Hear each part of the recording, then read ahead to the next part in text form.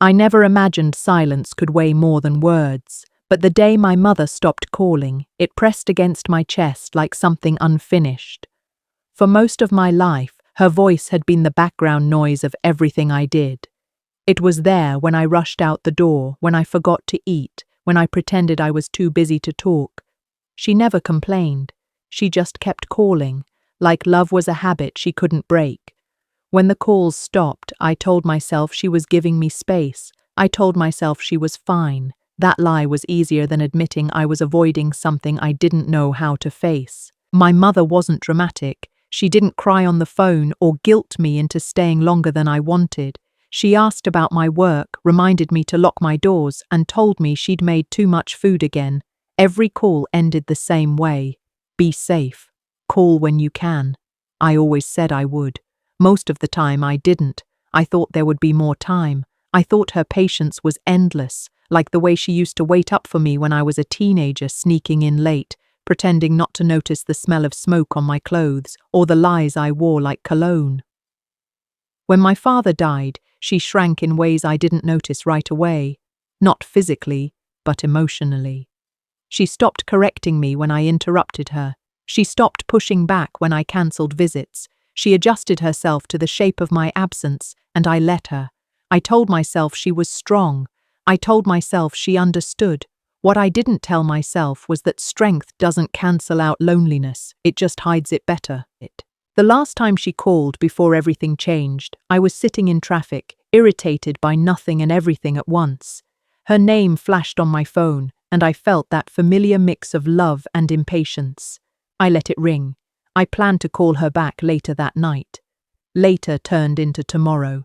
Tomorrow turned into a week. When I finally noticed the silence, I felt a small flicker of relief before the guilt arrived. She hadn't called again. I assumed she was busy. I assumed she was giving me the same grace I'd been taking from her for years. Days passed, then more days. I checked my phone, half expecting a missed call that would prove I hadn't messed up as badly as I feared. There was nothing. I considered calling her, but something stopped me. Pride, maybe, or fear of hearing something I couldn't undo. I told myself I'd call on Sunday, when I had more time, when I could be fully present. I didn't realize how cruel it is to postpone presence. The call came instead from my aunt. Her voice sounded older than I remembered, like grief had added years overnight. She asked if I'd talked to my mother recently. I said no, not in a couple of weeks. There was a pause that stretched too long. In that space, everything I'd been avoiding rushed in at once. She told me my mother had been asking about me every day. She told me my mother had been tired. She told me my mother had said my name like it was a prayer she wasn't sure would be answered. I drove to the hospital in a fog, replaying every ignored call like a list of small betrayals. When I walked into that room, my mother looked smaller than I'd ever seen her. Tubes and machines had taken up the space where her voice used to live. Her eyes opened when she heard me, and for a moment there was relief there, then something else. Not anger, not disappointment, just acceptance. That was the part that broke me. I took her hand and started talking too fast, filling the room with apologies she didn't have the strength to respond to.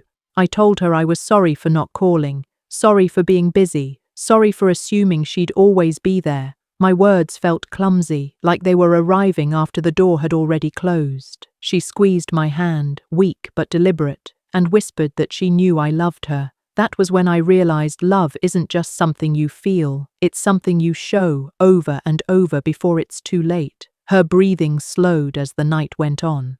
I stayed, afraid that if I stopped talking, I'd lose the chance to be heard. I told her things I should have said years earlier.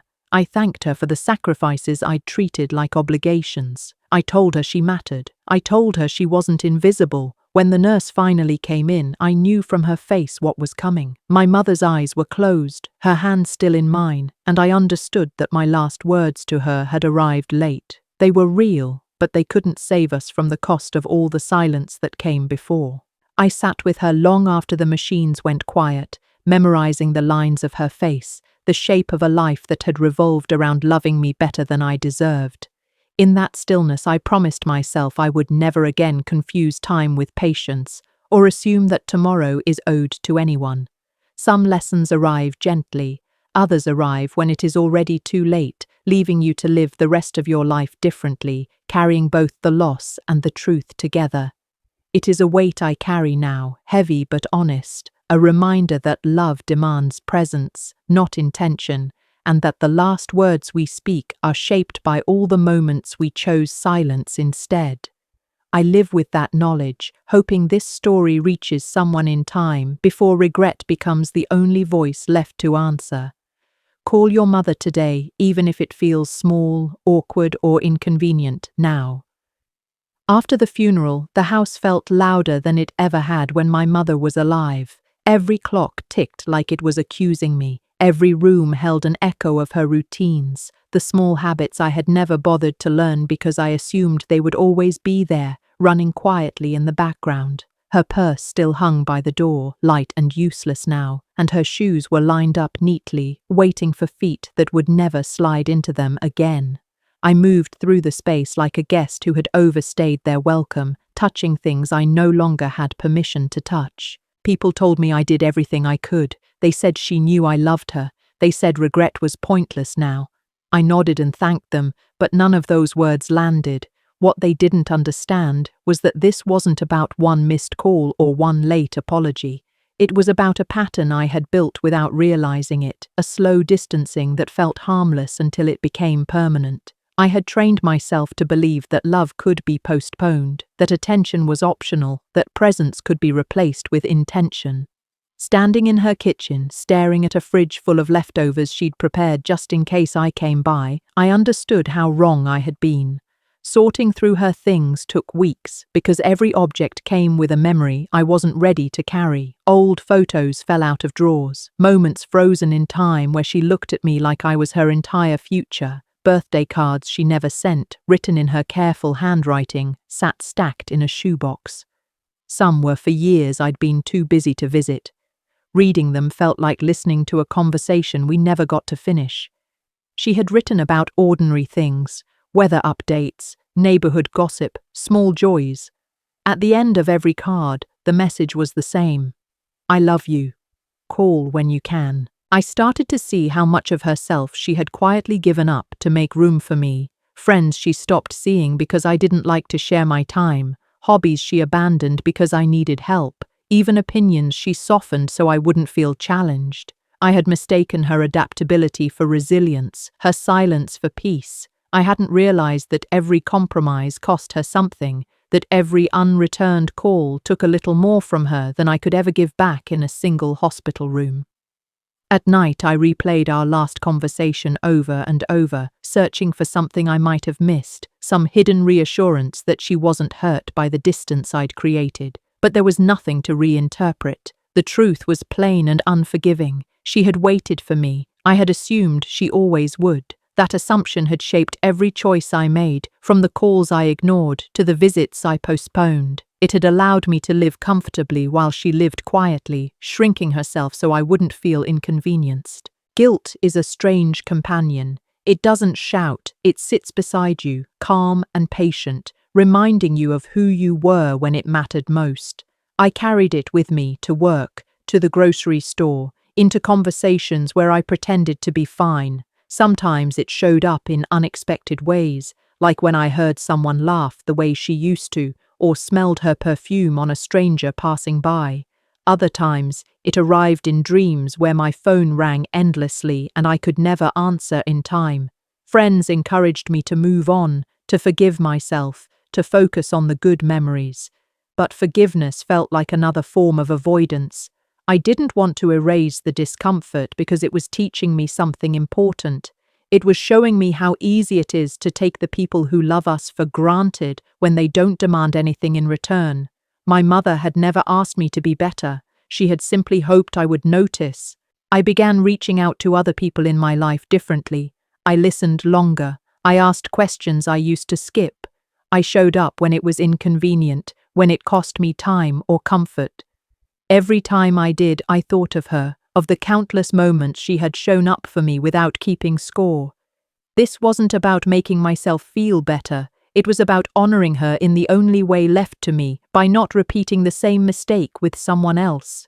There are still days when the weight feels unbearable, when I wish I could trade every lesson learned for one more ordinary conversation. I imagine calling her to complain about nothing, to hear her laugh, to feel the familiar reassurance of being known. But wishing doesn't change the past. All it can do is shape the future, if you let it. My last words to my mother came too late to save us from this ending, but they didn't have to be meaningless. They became a line I refused to cross again, a reminder that love unspoken is love at risk. Silence is never neutral. It always costs someone something. The house felt emptier in ways I hadn't expected. It wasn't just the absence of her voice or her movements. It was the absence of all the small, unnoticed ways she had shaped my life.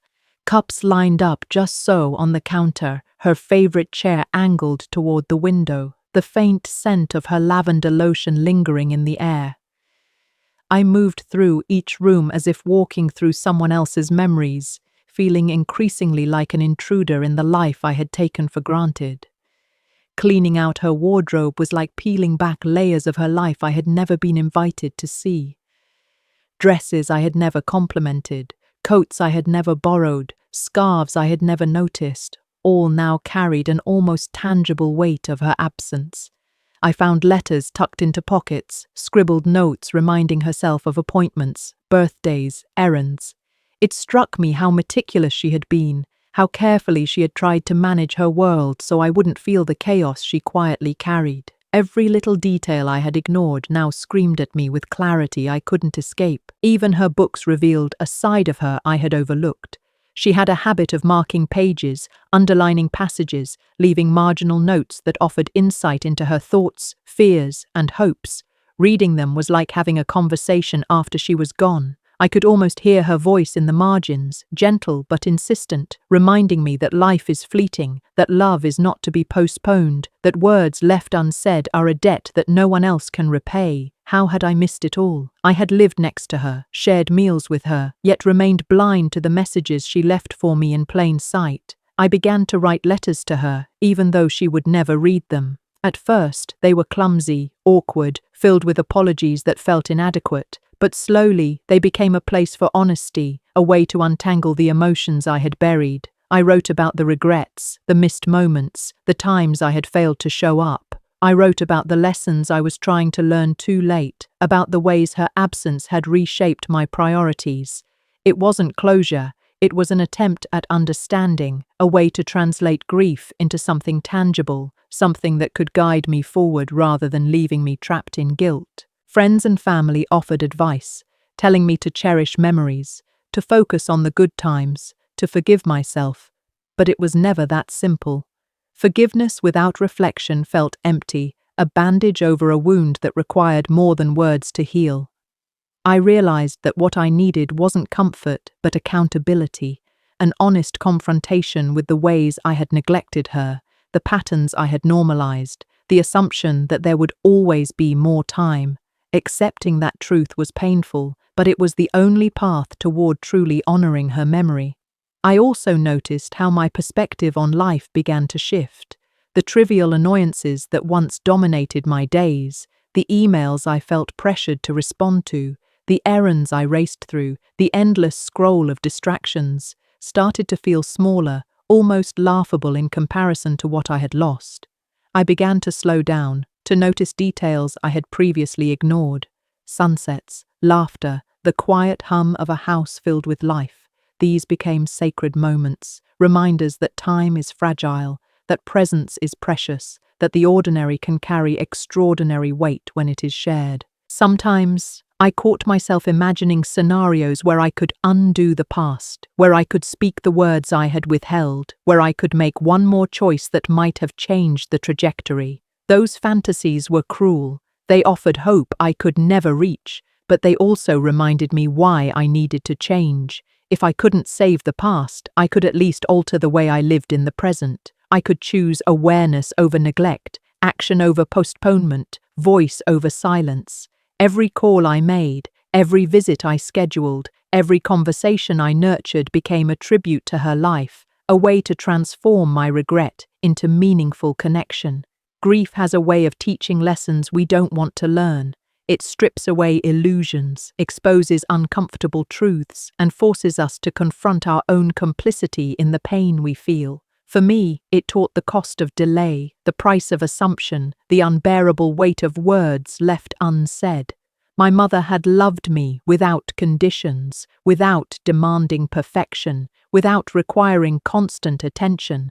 I had assumed her love was infinite, and in that assumption, I had failed to give her what she needed, my full presence. Even now, months after her passing, the ache remains. It doesn't fade, it transforms. It becomes sharper at unexpected times. A song on the radio, a smell that drifts through the air, the sight of someone else's mother smiling in a moment I can't share. And yet, within that ache lies clarity. I know now that love is action, not intention, presence, not promise. It is shown in the mundane and ordinary, in the consistency of care, in the small gestures that accumulate into a life felt deeply by someone else. I keep her voice alive in the decisions I make, in the way I approach relationships, in the way I treat those I care about. I remind myself that every moment matters, that no one is guaranteed more time, and that the smallest acts of attention can become profound expressions of love. I have begun to carry her with me, not as a weight of guilt, but as a guide, a constant reminder of what it means to be present, to listen, to care. The mornings feel different now. There's a quiet I never noticed before, a stillness that isn't just about her absence, but about the shift it has created in me. I wake up and instinctively reach for my phone, thinking of calling her, only to remember that I can't. That moment of realization hits harder than anything else. The simple act of dialing her number, of hearing her voice, is gone forever. I've tried to recreate it in my mind, imagining how she might respond, how her laughter would fill the space, how her advice would sound gentle but firm. But no mental reconstruction can replace the real presence I lost. I began to keep a journal, something I had resisted for years. Writing became a lifeline, a way to externalize thoughts that felt too heavy to carry internally. I wrote about daily events, not just the monumental ones, because it was in the ordinary that I began to see her influence most clearly. I noticed how much of who I am is shaped by habits she instilled without ever demanding acknowledgement, how I organize my space, the way I approach kindness, the patience I try to exercise. She was there in the scaffolding of my everyday life, quietly holding the structure together, and now that scaffolding feels both fragile and sacred. Friends ask how I am doing, expecting simple answers. I have none. Grief isn't linear, it doesn't obey logic or timetables. Some days I feel almost normal, caught up in work or errands, the weight of her absence temporarily masked by distraction. Other days it hits in waves, memories, scents, images, snippets of conversations. I'll walk past her favorite park bench and feel an ache that surprises me, or hear a phrase she used to say, and the tears come unbidden. I've learned to accept these fluctuations, to stop judging myself for feeling one way or another. They are proof that her presence is still with me, in ways I didn't fully understand until she was gone. At night, the silence is hardest. The house no longer hums with her movement or chatter. I sit with the emptiness, letting myself confront the truth that I cannot undo. I speak to her aloud sometimes, a ritual that feels strange but necessary. I apologize for the moments I wasted, thank her for the love she gave unconditionally, ask her to watch over those I still have in my life. It's not closure, but it's acknowledgement, a recognition that the conversation we never had is now taking place in a different form, one that demands honesty and vulnerability. I've also become acutely aware of the way time is experienced differently after loss. Before, hours were interchangeable, days were disposable, and moments were taken for granted. Now, each minute carries weight. I notice the way sunlight falls across the kitchen counter, the rhythm of my neighbor's footsteps, the laughter of children outside. These small details are a constant reminder that life is fleeting, that presence is the most valuable gift we can offer. I try to give that gift deliberately, consciously to the people who matter most. Conversations with others have shifted as well. I find myself listening more, asking questions I previously ignored, valuing responses I might have taken for granted. Loss has taught me that empathy is not abstract. It is the active participation in someone else's world, the willingness to meet them where they are. My mother embodied this effortlessly, yet I rarely noticed. Now, in the wake of her absence, I strive to emulate it, even as I stumble. Each attempt feels like a tribute, a way to honor the life she lived and the lessons she taught without needing to say them aloud. Regret is a constant companion, though I've learned to treat it differently. At first, it was overwhelming, consuming my thoughts, making every memory a source of pain. Over time, I've tried to transform it into something productive, a catalyst for change rather than a chain that binds me to the past. I reflect on what I would do differently, not as a means of punishment, but as guidance for how to live now. What words should I speak today? What gestures of love am I postponing? Regret has become less about guilt and more about clarity, a map that points toward more meaningful action in the present. I've also noticed a change in how I confront mortality, not just my own, but that of others. Death no longer feels distant or abstract. It is immediate, personal, and urgent. I have become more deliberate about making connections, about telling people what they mean to me, about showing appreciation in ways that cannot be ignored. The fear of saying something too late has sharpened my awareness. Every conversation, every moment is an opportunity to communicate love, respect, and gratitude. I no longer assume there will be another chance, because I know there might not be. Yet, alongside this heightened awareness, I find moments of unexpected joy. It's a strange paradox. Grief and gratitude can coexist, each enhancing the other. I smile at memories that once brought pain, appreciating them now as treasures rather than sources of loss. I celebrate small victories, ordinary moments of connection, the beauty of nature, the warmth of friendship. These moments are bittersweet, infused with the knowledge of what is missing, but also with the recognition of what remains. My mother's legacy is embedded in these moments, in the lessons she imparted without words, in the values she lived, in the love she gave freely. I've also begun to think about legacy in a different way, not in terms of wealth, possessions, or public recognition, but in the subtle ways we shape each other's lives. My mother's legacy is evident in the way I approach kindness, in my insistence on listening, in the way I prioritize presence over distraction. These qualities, once invisible, are now glaringly important. I feel a responsibility to carry them forward, to honor her by living intentionally, to ensure that her influence continues even though she is gone. Even with all the reflection and writing, the nights are still the hardest. Sleep doesn't come easily, and when it does, it's fragmented by dreams that blur memory and reality. I find myself reliving the last moments I saw her, over and over, analyzing every word, every look, every pause. If only I had said this, done that.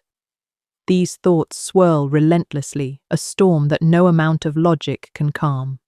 Yet over time, I've learned to sit with them instead of running away. I let the grief flow through me rather than fight it, understanding that the depth of my pain is also a measure of the depth of my love. It's a cruel kind of symmetry, loss and love intertwined so completely that one cannot exist without the other. I've also begun to recognize patterns in my own behavior that I didn't notice before.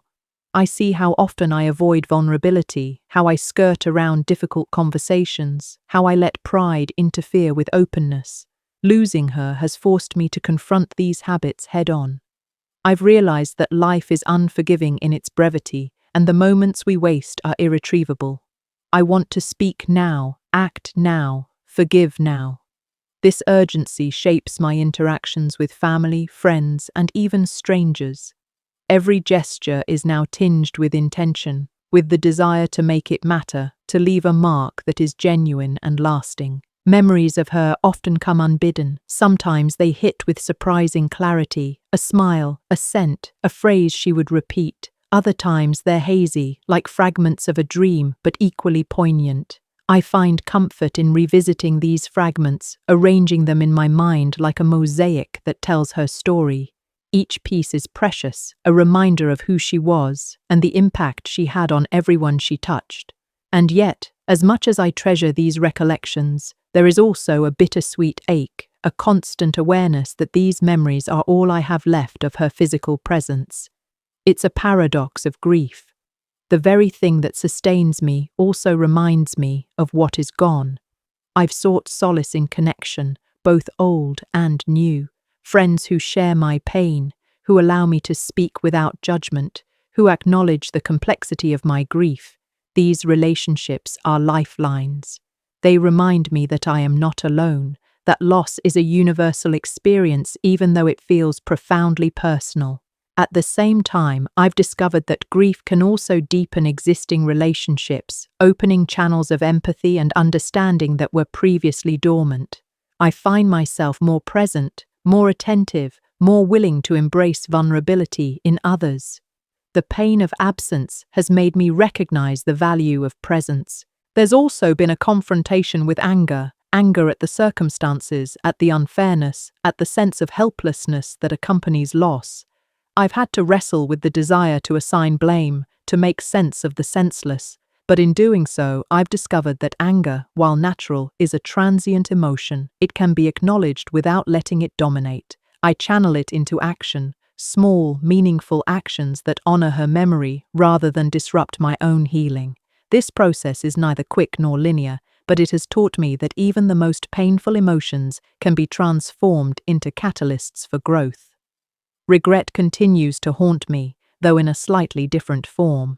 Initially, it was a torrent, consuming every thought. Now, it has become a quieter companion, a gentle reminder to act with intention. I think about the words left unsaid, the hugs postponed, the simple moments I could have cherished more deeply. These reflections no longer paralyze me. Instead, they guide me. I find myself speaking more openly, hugging more freely, and prioritizing presence in ways I once took for granted.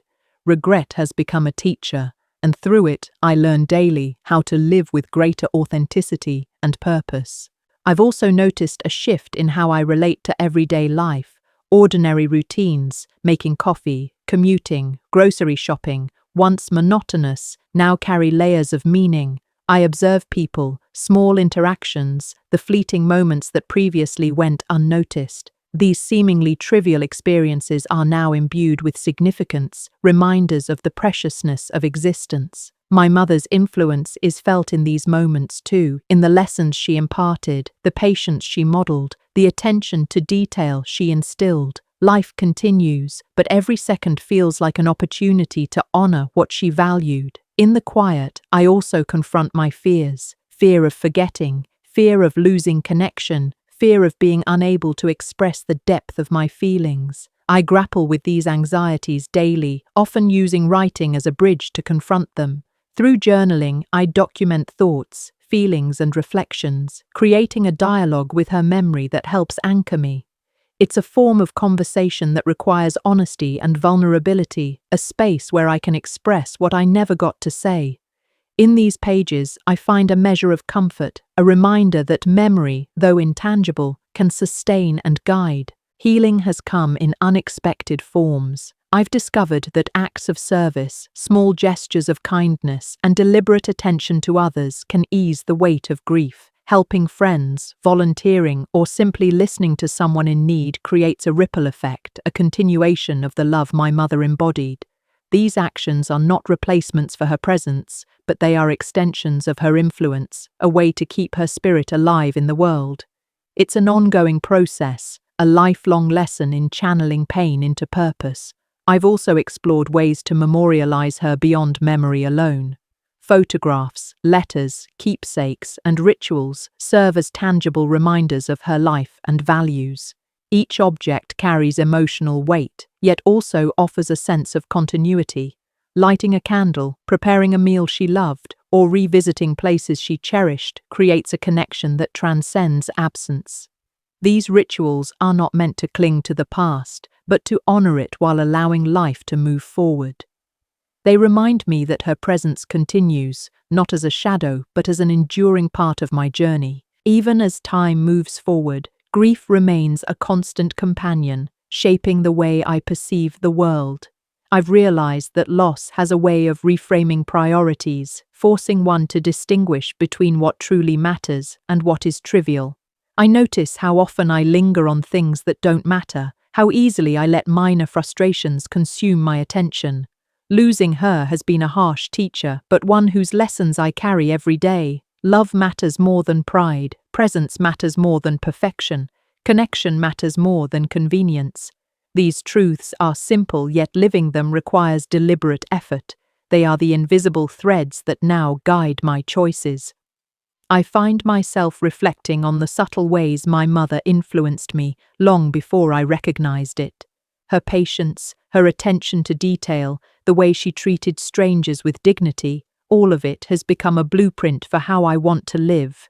In moments of indecision, I ask myself what she might have done, how she might have responded. It's a compass that has grown sharper through absence, ironically clearer now that she is gone. I realize that her lessons were not always explicit. They were often lived examples, quietly absorbed, forming a foundation that only reveals its strength when tested by loss. Conversations with others about grief have been both comforting and enlightening.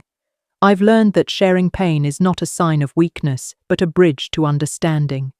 Each story I hear, each expression of empathy, reinforces the idea that grief is universal, even if it manifests uniquely in each individual. These exchanges have deepened my sense of humanity, reminding me that no one is truly alone in their suffering. In a strange way, the collective experience of loss becomes a source of connection, a reminder that life's fragility binds us all. There are days when sorrow feels almost tangible, pressing down like a weight I cannot lift. On these days, I retreat into routines, into the familiar rhythms that offer a semblance of control. I cook meals she would have loved. I organize spaces she cherished. I revisit photographs that capture fleeting smiles and candid moments. These actions, small as they may seem, are attempts to reclaim fragments of the past, to keep her memory alive in tangible ways. They are gestures of devotion, expressions of love that cannot be erased by time or distance. I've also grappled with the tension between moving forward and holding on. There's a fear that embracing life too fully might feel like betrayal, that joy might diminish the memory of grief. But I've learned that moving forward does not equate to forgetting. Rather, it is a way of honoring her by living fully, by carrying her values into the world. I celebrate milestones with her in mind, laugh with friends in ways she would have encouraged, pursue passions she once nurtured in me. Life, in its complexity, becomes a canvas where both grief and joy coexist, painting a portrait of love that endures beyond death. Anger has diminished over time, replaced by a quieter resolve. I no longer rage against the inevitability of loss. Instead, I focus on what I can influence, on how I respond to the circumstances life presents. I've channeled energy into advocacy, into mentoring, into acts of service that extend her impact. These are not substitutes for her presence, but extensions of her legacy, ways to honor her influence on the world. Anger, once consuming, has become motivation, a reminder that even in absence, one can act meaningfully and purposefully. I often revisit the last moments I had with her, not to dwell on what went wrong, but to extract wisdom and clarity. Every pause, every word, every gesture carries layers of significance when seen through the lens of hindsight. I examine my own behavior, my choices, and the ways I could have been more present. This introspection is painful, yes, but it is also illuminating. I see patterns, recognize blind spots, and develop a sharper understanding of how to live intentionally. Her absence has forced me to confront parts of myself I might otherwise have ignored. Memory is both a refuge and a challenge. Certain details are vivid, the sound of her voice, the warmth of her hand, the cadence of her laughter. Other details fade, slipping through my grasp like sand. I've learned to document them, to create a living archive that preserves her presence in words, images, and objects. Writing letters to her, recording anecdotes, and keeping journals has become a sacred practice, a way to dialogue with a presence that is no longer physically tangible.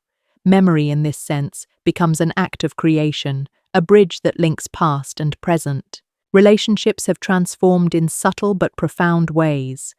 I'm more attuned to the needs of those I love, more willing to forgive, more patient in moments of tension. Grief has deepened empathy, forcing me to recognize the fragility inherent in every human connection. I reach out more often, listen more attentively, and value honesty and vulnerability over superficial politeness. In honoring her memory, I honor the bonds she valued, and in doing so, I discover a richer, more compassionate version of myself. There's a quiet strength in acceptance, though it is not synonymous with resignation. Accepting loss does not mean erasing the pain. It means acknowledging it, integrating it into life, and allowing it to inform growth. I embrace this duality, grief and joy, absence and presence, sorrow and love, as a natural rhythm of existence. It is in this delicate balance that I find a measure of peace, a recognition that life's beauty and fragility are inseparable. Each day becomes an opportunity to live with intention, to honor the memory of someone irreplaceable, and to cultivate the connections that make life meaningful. The journey through grief is rarely linear. There are moments when the pain feels almost unbearable, when the absence of my mother looms larger than anything else in my life. Yet, intertwined with that sorrow are glimpses of resilience, flashes of insight that remind me I am capable of moving forward without losing the essence of who she was in my life. I have come to see that grief is not a chain meant to bind, but a current that can carry us toward understanding, toward growth, and toward a more profound appreciation of love. Each day I learn to navigate this current, sometimes clumsily, sometimes with surprising grace. There are times when the world seems indifferent to my loss. People return to their routines, oblivious to the silent void that shadows my steps. In those moments, I feel a sharp pang of isolation. Yet, this isolation has a paradoxical gift. It encourages introspection, a deeper engagement with my own emotions. I write letters to her that I will never send, speak aloud in empty rooms, and trace the contours of memories with meticulous care. These acts are not substitutes for her presence. They are a form of dialogue, a way to keep her influence alive in my own evolving story. Regret is a persistent companion. I replay conversations, imagined scenarios, moments I could have cherished more fully. At times it feels suffocating, as though I am trapped in a cycle of what-ifs. But slowly, I have learned to distinguish between destructive rumination and constructive reflection. The former erodes the spirit, keeping me anchored in the past. The latter illuminates lessons, offering guidance for the present and the future.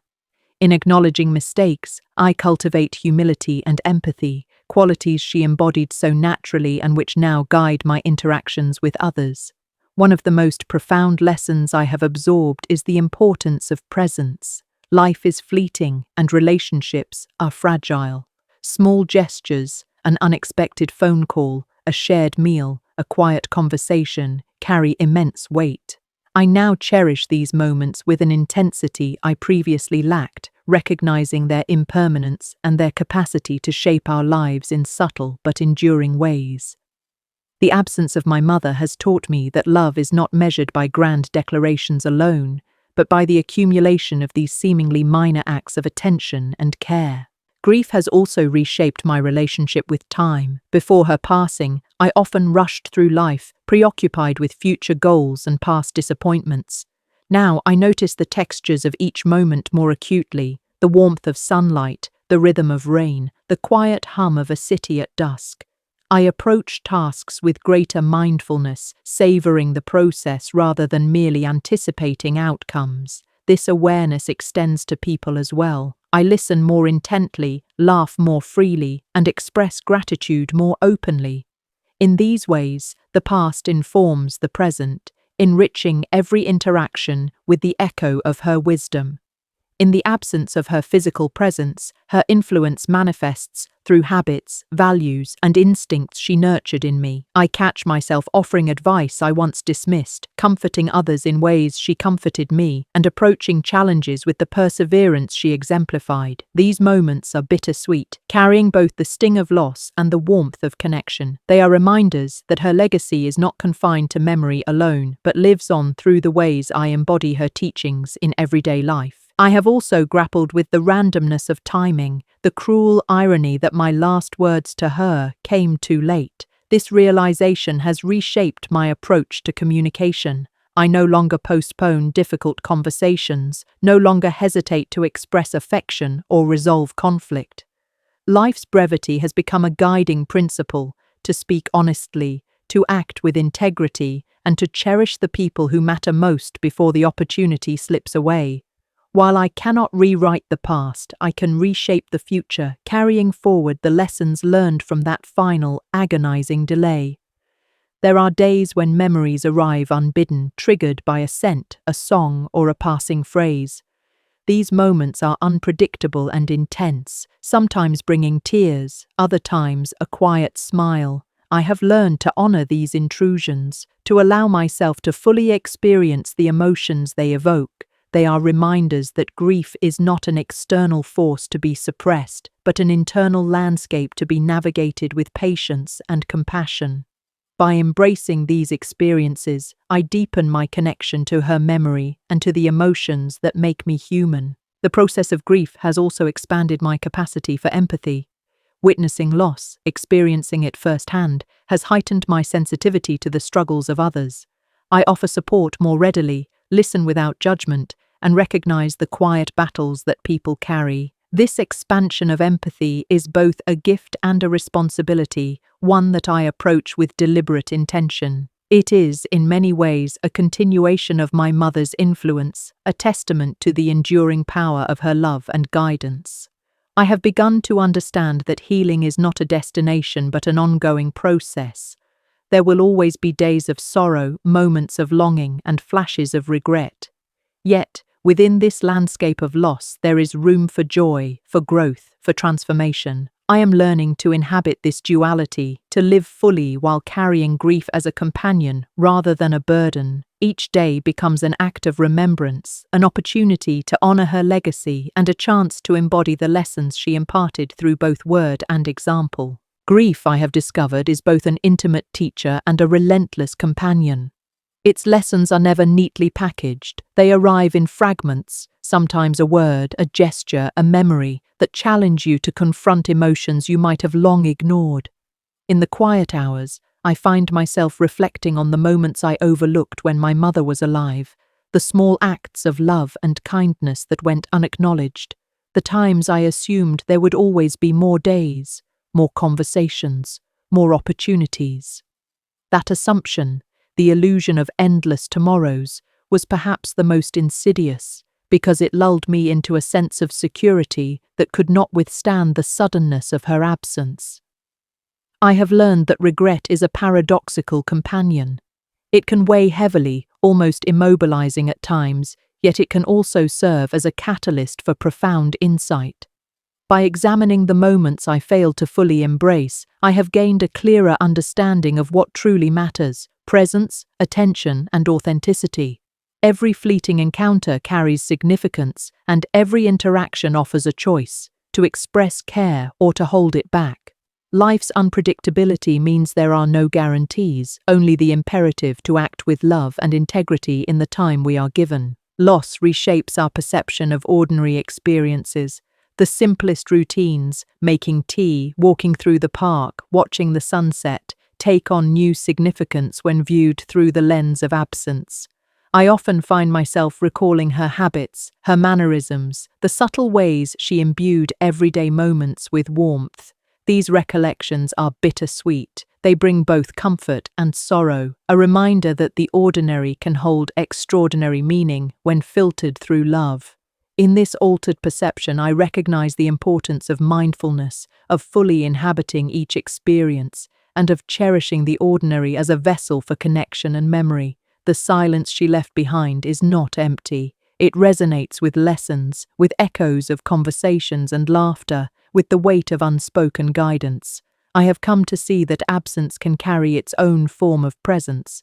The void left by her passing is filled with the influence she imparted, the values she modeled, and the love she shared. It is a reminder that people continue to shape our lives long after they are gone, through the traces they leave in our behavior, our choices, and the way we perceive the world.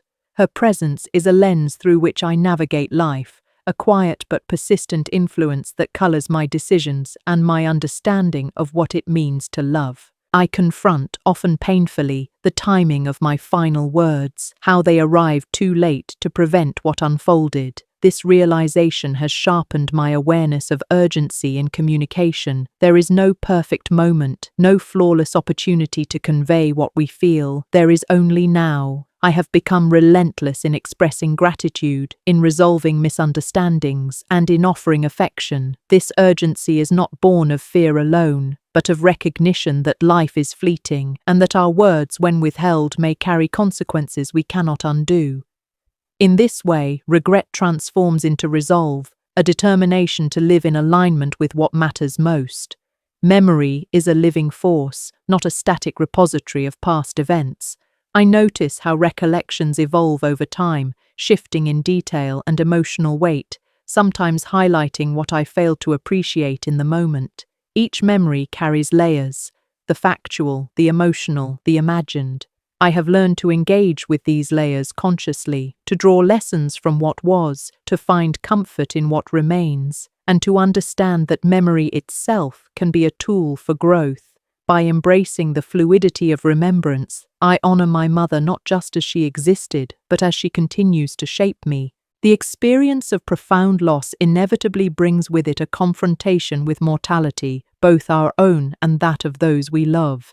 This confrontation can be terrifying, but it is also clarifying. It compels us to examine priorities, to reconsider assumptions, and to focus on what is enduring rather than transient.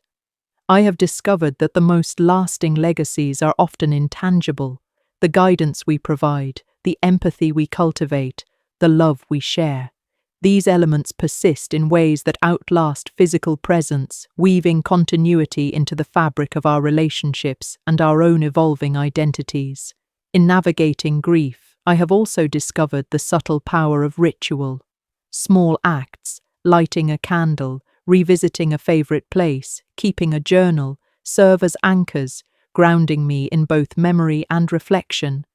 These rituals are not attempts to recreate the past, but to honor it, to provide structure within the chaos of emotion, and to facilitate a dialogue with what has been lost. They remind me that remembrance is active, not passive, and that by engaging intentionally with memory, we maintain a connection that shapes our ongoing life. Forgiveness has emerged as another essential element of this journey. Not only forgiveness toward others, but also toward myself for the perceived failures, the missed opportunities, and the inadequacies that accompany human imperfection. Through forgiveness, I find release from the burden of self-reproach, making space for healing, understanding, and growth. It is not an erasure of pain, but a reframing, a recognition that our humanity is defined by imperfection and our capacity to act with intention despite it. In forgiving myself, I honor both my mother and the lessons she imparted about compassion, patience, and resilience. The interplay between grief and hope is subtle yet profound. Hope does not negate loss, rather it coexists with it, providing a counterbalance to despair. I have learned that to hope is to acknowledge potential, to imagine possibilities, and to invest emotionally in life even when the past has left its scars. Each act of hope, be it a kind word, a thoughtful gesture, or a personal ambition, is a tribute to the continuity of life and the enduring impact of those we have loved. Through hope, I discover the strength to move forward while remaining tethered to memory, to honor the past while embracing the future. As I continue this journey, I recognize that grief is not something to be conquered, but something to be understood, integrated, and lived with consciously. It shapes my interactions, my priorities, and my inner life, coloring every experience with nuance and depth. I have grown to accept that moments of joy and sorrow can coexist, that laughter can emerge alongside tears, and that resilience is often quiet rather than grandiose. Through this acceptance, I begin to reclaim agency over my emotional landscape, finding stability in the midst of upheaval and clarity in the presence of pain. The absence of my mother has paradoxically illuminated the significance of connection. I treasure the relationships that endure, invest in the bonds that matter, and approach each encounter with greater authenticity and attentiveness. I am reminded that our time with loved ones is finite and fragile, yet its impact is enduring. Every word spoken, every act of kindness, every moment of shared experience carries weight, shaping not only our own lives but also the lives of those we touch. This awareness deepens my commitment to presence, empathy, and intentionality, ensuring that the lessons of loss translate into meaningful action. I woke up that morning to a quiet house, the kind of silence that presses against your ears and makes you wonder if the world outside even exists. Sunlight filtered through the thin curtains, creating patterns on the floor, and for a moment, I let myself believe that yesterday's storm, the arguments, the regret, the shouting at shadows, was all a dream, but it wasn't. I could still feel the ache in my chest, the hollow weight where my mother's presence used to be, and the sharp edges of all the things left unsaid. I thought about the phone call I'd never made, the words I had rehearsed in the dark, the final things I wanted to tell her. How had it come to this? How had years of love and quiet care turned into missed chances and empty rooms? I wandered through the house slowly, touching the surfaces she had polished for decades, the grooves in the wood where her hands had rested, the faint scent of her perfume lingering like a ghost in the hallway. Every object seemed to remind me of her, and yet it was as if she had never been here at all. I remembered the laughter echoing through these walls when I was a child, the smell of her cooking, the gentle way she would smooth my hair when I was sick. All of that was gone, replaced by this unbearable quiet, a silence that demanded attention and yet offered nothing in return. I found myself in the kitchen, staring at the coffee pot she had left on the counter. I realized I was trembling, and not just from cold, but from the weight of memory and the crushing realization that I could never go back. I thought about the last time I had seen her, the words I had left unsaid, the apologies that never made it past my lips. How many times had I told myself I would call, that I would say what mattered before it was too late? And now it was. My chest tightened, and I had to sit down on the edge of the counter to breathe. I felt like a child again, lost in the magnitude of what I could never fix. And yet, in that ache, there was a strange clarity. I understood for the first time that grief was not just about loss. It was about recognition. Recognition of the moments I had overlooked, the kindness I had taken for granted, and the love that had been there all along, patient and enduring, even when I had failed to see it. I walked into her room, empty now, silent, but still full of echoes. The bed was neatly made, the sheets smooth and untouched. I ran my fingers over the quilt she had stitched herself, feeling the texture, the care that had gone into each stitch. I could almost hear her voice, soft and patient, reminding me to slow down, to take care of myself. And I realized that the real tragedy wasn't just her absence. It was the weight of my own hesitation, the way I had waited too long, assuming there would always be another chance. How many times do we tell ourselves that time is endless, that tomorrow will be enough, but tomorrow never comes in the way we imagine? I thought about all the moments I had ignored, the opportunities to say I love you or I forgive you, the casual dismissals that had piled up over the years until they became walls between us. And now those walls were absolute, unbreachable. I whispered her name into the emptiness, almost expecting her to answer, but there was only silence. I left the room and went outside, needing the air, needing the world to remind me that life continued even after loss. The garden was quiet, dew clinging to the roses she had planted, the colours bright against the soft morning light. I knelt to touch the petals, feeling the contrast between fragility and resilience, the same contrast that had existed in our relationship. I thought about the last words I would have said to her, the confessions of love and regret, and how small they seemed now against the enormity of life and death. I imagined her listening, understanding, forgiving, even though I had never given her the chance. And I understood that sometimes the most important conversations are the ones that never happen, the ones that exist only in memory and imagination. I walked slowly through the neighborhood, seeing the world in a new light. Every house, every street corner, every passerby seemed imbued with her presence in some subtle way.